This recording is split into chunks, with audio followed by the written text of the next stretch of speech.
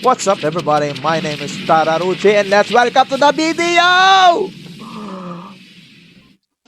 Hey everyone, here we go again to share some tips and tricks about crypto gaming, and I'm your boy Tararuchi to dive deep into the latest games around Ronin Network. So if you're into crypto gaming, hit that subscribe button and turn on the notification bell so you will never miss an update. Let's get into it.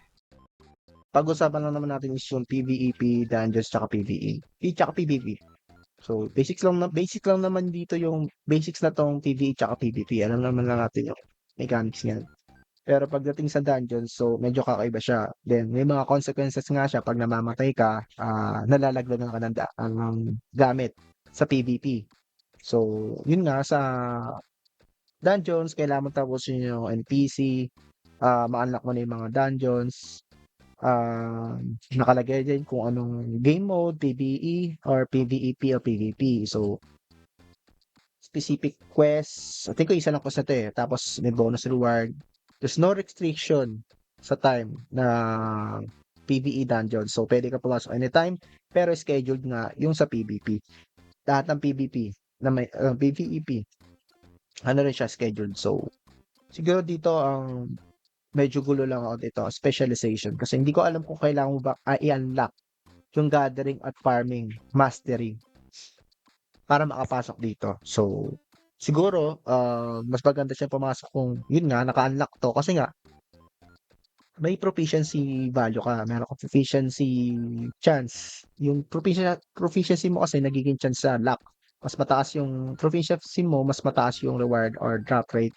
So, flower peak. Sa flower peak, all fields eh. So, junior arena. Yan. Ito na yung PvE tsaka PvP. So alam na natin sa PvP nila, pag napatay ka ng ibang player, malalaglag yung ibang gamit mo. Ngayon, tsaka pag nag-advance ka naman ng level, nag-advance din yung dungeon mo. So kailangan mo din mag-craft ng iba pang dungeon. So sabihin natin nag-advance ka na ng level 5. So another NPC quest na ulit 'yon. Ngayon, same lang naman siya ng requirement. There's no restriction ulit sa PvE. Scheduled ulit yung para sa 5 to 7 ng PvP. Ba't dito nakalagay dito PvP, PvP, hindi siya PvEP? Okay ba yun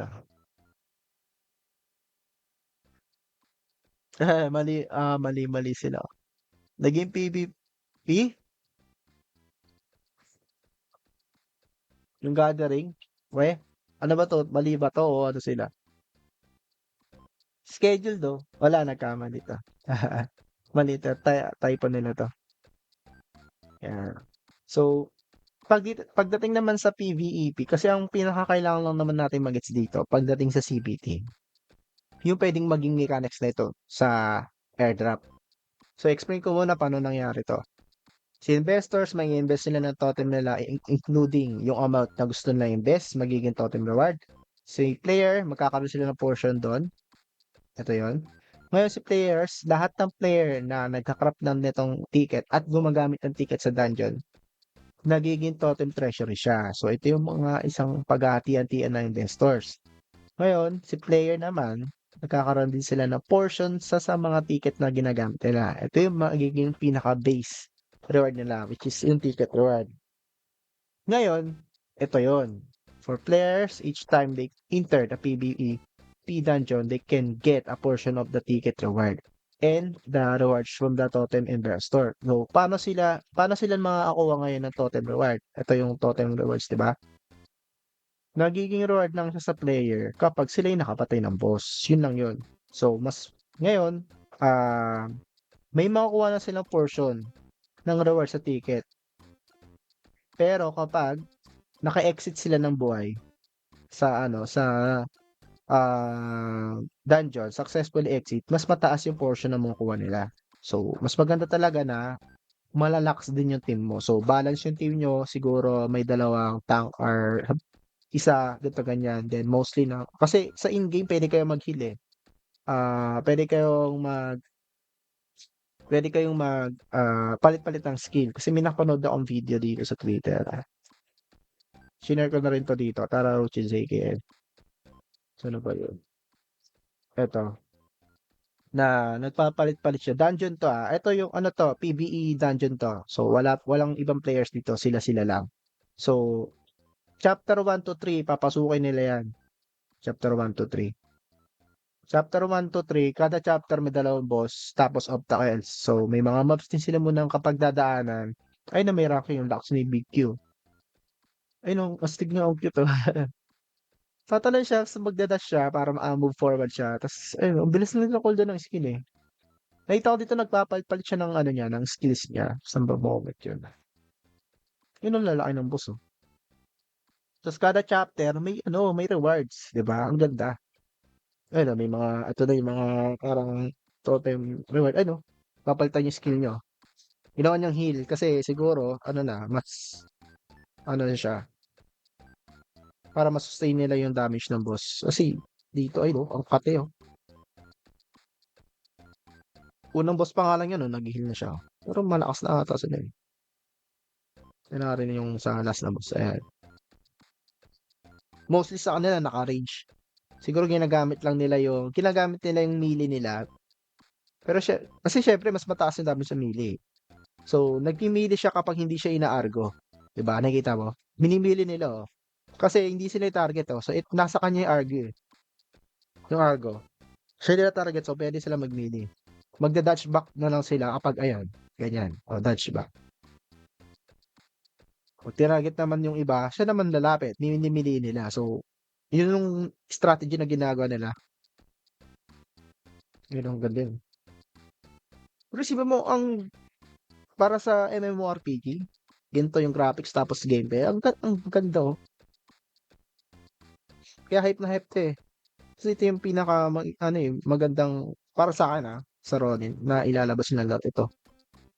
Maganda naman lahat ng game pero as a MMORPG, lalaruin ko talaga 'to na hindi niyo ako mapipigilan. Yan, ito yung mga prize pool nung dungeon. So yun nga, nagkakaroon ng player rewards sila from the ticket portion. Mas higher success rate, mas mataas yung portion mo makukuha mo.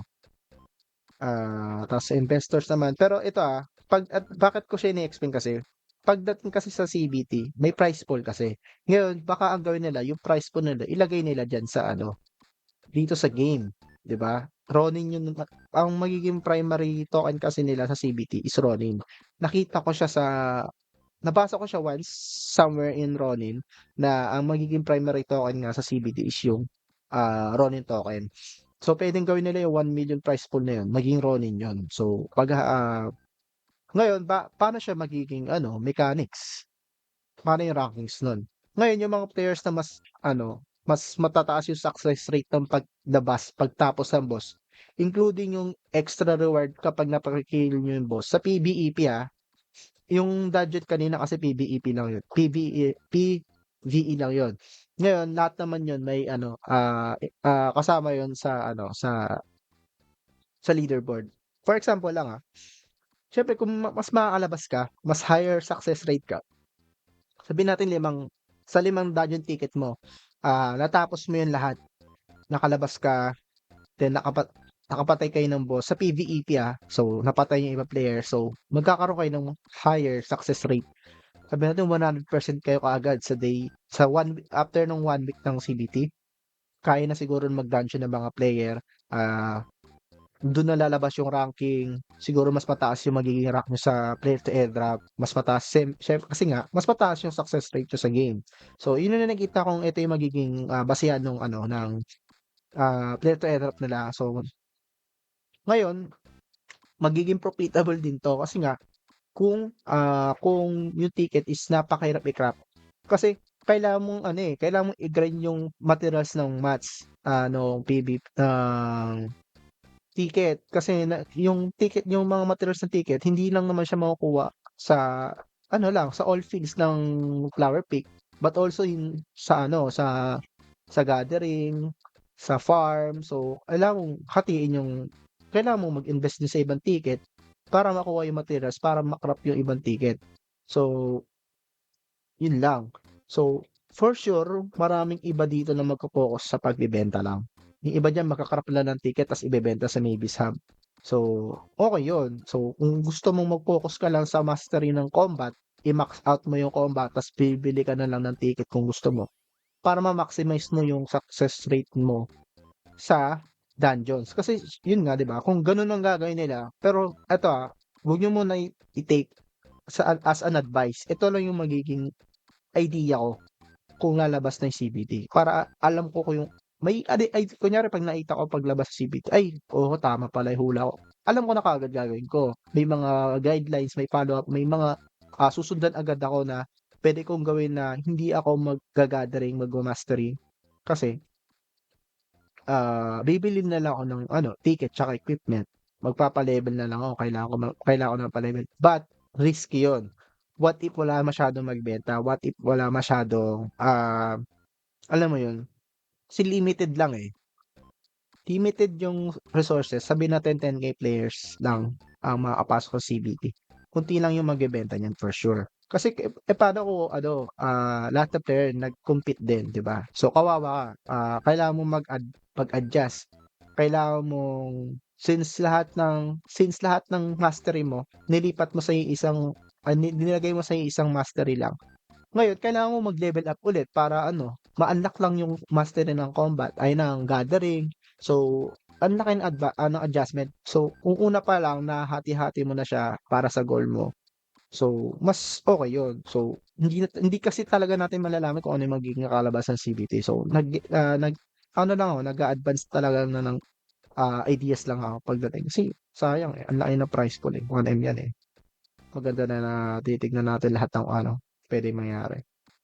So, yun lang naman ang thoughts ko dito. Sana may naintindihan kayo sa mga pinagsasabi ko. So, explain ko ulit, the investor, after na 'to ng official launch, kasi tingin ko wala ata naging nangyaring investment sa ano, sa CBT. Si CBT, ay sa ano pa, sa beta test, wala ata investors, pero may mga totem. Investors, magkakaroon ng totem reward, ito yung lahat ng ininvest nila. Si player makakuha ng totem reward kapag napatay nila yung boss. Si player, lahat ng ticket nila, boss little ticket siguro, makupunta sa totem treasury. Then, magkakaroon na sila ng minimum portion or higher portion na rewards kapag nakakalabas sila ng dungeon. So, yun yung basics niyan. Yung game bonus pool, ito na ata yung sa partnership ni Lumitera, si Ronnie, si Bitcoin, Ethereum. Sige, kung mga partnership nila, isa sa mga magiging price pool. Ayun, alam mo yun. So, yun lang naman. Thank you for watching. Sana may mga nuggets kayo sa pinagsasabi ko dito. Um, ililink ko yung video na to. Ito video. Wala kasi sounds to, eh. Ililink ko yung video na to sa ano, sa Twitter ko or try ko ilagay sa bio o sa description kung pwede. Tapos, pati itong mga tutorial, itong mga to. Ayan, marami yan. Siguro alam niyo naman na siguro 'to, pero mostly na makikita niyo sa ano. Thank you guys for all your for watching. Subscribe